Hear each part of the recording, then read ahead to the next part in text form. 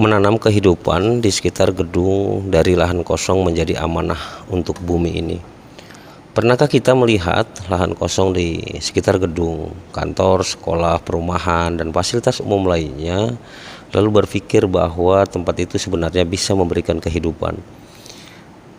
Seringkali kita menganggap lahan yang sempit tidak cukup berarti, padahal jika dikelola dengan baik, lahan kecil sekalipun dapat menjadi sumber pangan, penghijauan, sekaligus bagian dari upaya menjaga bumi dari dampak pemanasan global. Bayangkan, di sudut sebuah gedung yang selama ini hanya menjadi tempat kosong, kita tanami cabai, kangkung, terong, kacang-kacangan, dan buncis. Tidak harus menggunakan lahan yang luas, dengan pot, polybag, rak tanaman, bedeng sederhana, ruang-ruang kecil di sekitar bangunan dapat diubah menjadi kebun yang produktif. Inilah yang dikenal dengan urban farming, yaitu kegiatan bercocok tanam di kawasan perkotaan dengan memanfaatkan ruang yang tersedia secara kreatif dan produktif. Dan menariknya, kegiatan sederhana ini bukan hanya berbicara tentang pertanian. Ada nilai ekonomi, nilai pendidikan, ada nilai lingkungan. Dan bagi seorang muslim, ada pula nilai ibadah ketika niat adalah menjaga amanah dari Allah Subhanahu wa taala terhadap bumi ini. Allah Subhanahu wa taala berfirman dalam Al-Qur'an dalam surah Al-A'raf ayat 56 agar manusia tidak membuat kerusakan di muka bumi setelah Allah memperbaikinya. Ayat ini mengingatkan kita bahwa bumi bukan sekedar tempat untuk kita tinggali dan memanfaatkan sesuka hati kita. Bumi adalah amanah. Air adalah amanah, tanah adalah amanah. Tumbuhan dan lingkungan di sekitar kita juga merupakan bagian dari nikmat Allah Subhanahu wa taala yang mesti kita jaga. Oleh karena itu, ketika kita mengubah lahan kosong menjadi lahan kecil, sebenarnya kita sedang melakukan sesuatu yang jauh lebih besar daripada sekedar menanam sayuran. Kita sedang belajar menghargai nikmat, kita sedang mengurangi pemborosan lahan, kita sedang memperkenalkan kembali hubungan manusia dengan tanah. Dan kita sedang mengajarkan kepada generasi berikutnya, kepada anak-anak kita, bahwa makanan yang berada di atas meja tidak datang dengan sekejap. Ada tanah, ada air, ada benih, ada sinar matahari, ada upaya kerja keras manusia, dan tentu saja ada kehendak Allah Subhanahu wa taala. Coba kita bayangkan sebuah gedung yang memiliki halaman kosong, daripada seluruh permukaannya tertutup beton atau dibiarkan terbengkalai sebagian ruang dapat digunakan untuk menanam cabai. Cabai merupakan salah satu tanaman yang relatif mudah dikembangbiakan, bisa dalam wadah ataupun di dalam tanah langsung.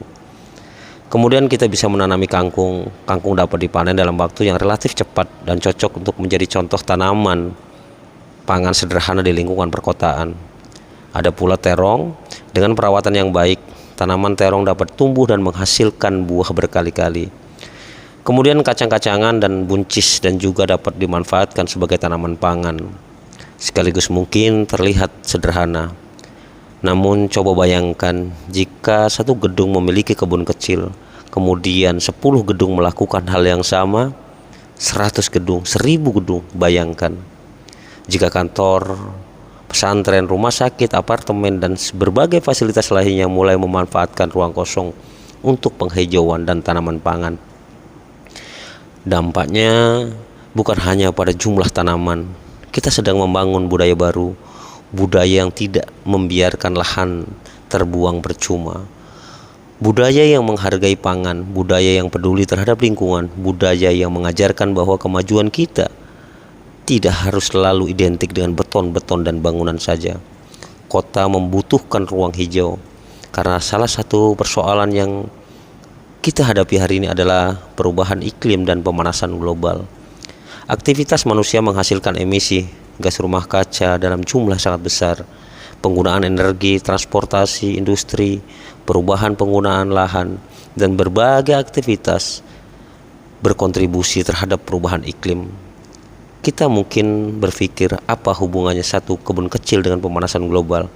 Memang satu kebun kecil tidak akan menyelesaikan persoalan perubahan iklim dunia, tetapi perubahan besar seringkali dimulai dari kebiasaan kecil yang dilakukan bersama-sama. Tanaman membantu menyerap karbon dioksida melalui proses fotosintesis.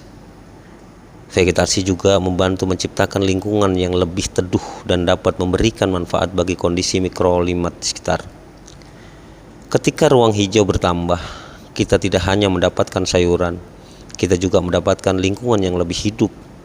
Ada serangga yang datang, ada tanah yang kembali memiliki fungsi ekologis, dan ada manusia yang kembali belajar mencintai alam. Lebih dari itu, urban farming juga mempunyai nilai ekonomi. Bayangkan jika sebagian kebutuhan cabai, kangkung, terong, atau saruan yang lainnya dapat dipenuhi dari kebun sendiri, mungkin tidak langsung menghilangkan seluruh pengeluaran rumah tangga, tetapi setidaknya ada bagian kebutuhan pangan yang bisa diproduksi sendiri.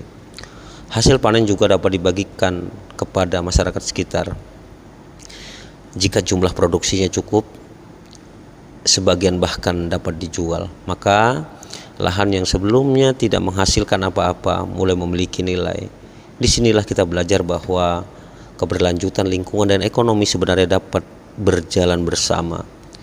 Namun ada satu hal yang tidak boleh kita lupakan. Jangan sampai kita menanam hanya karena ingin mendapatkan keuntungan. Tanamlah juga karena ingin menjaga kehidupan. Dalam ajaran Islam, menanam dan memberikan manfaat kepada makhluk lain memiliki nilai kebaikan. Rasulullah SAW mengajarkan kepada kita bahwa seorang muslim yang menanam tanaman, lalu tanaman tersebut dimakan oleh manusia, oleh burung, oleh hewan-hewan, maka hal itu dapat menjadi sedekah baginya. Betapa indahnya ajaran Islam, sebuah benih kecil yang kita tanam dengan niat baik bisa menjadi jalan yang datangnya pahala jariyah. Ketika daun kangkung dimakan seseorang, ketika buah terong menjadi makanan satu keluarga, ketika cabai hasil tanam digunakan untuk memasak, ketika tanaman itu menjadi tempat berteduh atau sumber kehidupan bagi makhluk lain, semua itu mengajarkan kepada kita bahwa manfaat tidak selalu datang dan harus dimulai dari sesuatu yang besar. Kadang-kadang pahala kebermanfaatan dimulai dari sebuah benih yang kita tanam dengan tangan kita sendiri. Karena itu mari kita rubah cara pandang terhadap lahan kosong. Jangan selalu melihat lahan sempit sebagai keterbatasan.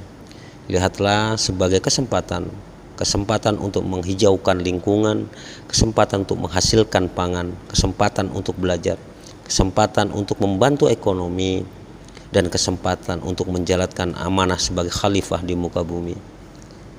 Kita bisa memulai dari satu polybag, satu pot, satu rak tanaman, atau dari sudut kecil di sekitar gedung kita. Tidak perlu menunggu memiliki tanah yang luas, tidak perlu menunggu menjadi ahli pertanian. Mulailah dengan apa yang ada. Gunakan wadah yang layak, manfaatkan kompos dari sisa organik yang dapat diolah dengan benar. Gunakan air secara bijaksana, hindari penggunaan bahan yang dapat merusak lingkungan, dan rawat tanah dengan penuh kesabaran. Sebab bercocok tanam juga mengajarkan kita tentang kehidupan. Benih tidak langsung menjadi tanaman besar. Ia membutuhkan waktu, ia membutuhkan air, ia membutuhkan cahaya, ia membutuhkan perawatan. Begitu pula kehidupan manusia. Tidak semua doa langsung mendapatkan jawaban. Tidak semua usaha langsung menghasilkan keberhasilan. Tidak semua kebaikan langsung mendapatkan penghargaan. Tetapi sebagaimana kita percaya kepada proses tumbuhnya sebuah tanaman, kita juga harus belajar percaya kepada ketetapan Allah Subhanahu wa Ta'ala.